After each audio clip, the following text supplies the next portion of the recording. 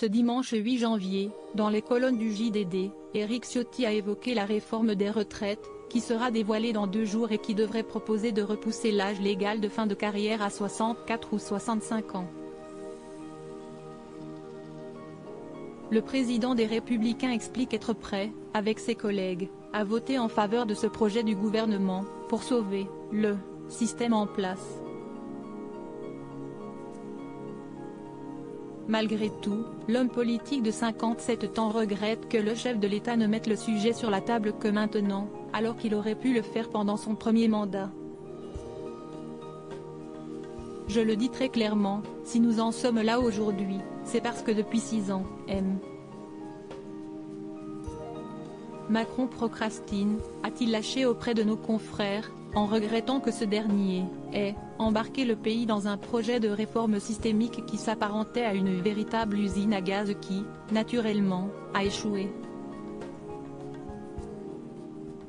Pour bien appuyer ses propos, Éric Ciotti a estimé que le président est le seul, à ce jour, à ne pas avoir sauvegardé notre système de retraite, en regrettant que, du fait de ses hésitations et de ses reculs, nous avons perdu un temps extrêmement précieux. Supérieur à Emmanuel Macron, marqué par l'exercice du pouvoir, son évolution physique depuis 2017, une première ministre sommée de faire passer la réforme en douceur, décidée à aller au bout de sa pensée, quitte à devenir cassant, le président des Républicains a taclé Emmanuel Macron qui, selon lui, pour rattraper ce temps perdu, propose en pleine crise économique et sociale une réforme qui apparaît, aux yeux des Français, comme beaucoup trop sévère. Éric Ciotti s'est ainsi tourné vers Elisabeth Borne, la première ministre, pour qu'elle fasse en sorte d'atténuer la brutalité de la réforme des retraites.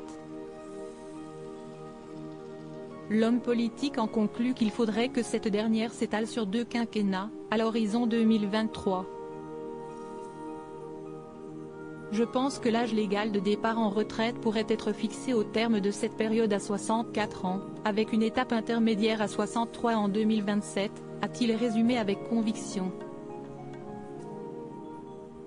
Article écrit avec la collaboration de 6 médias Crédit Photo, Alain Guizard.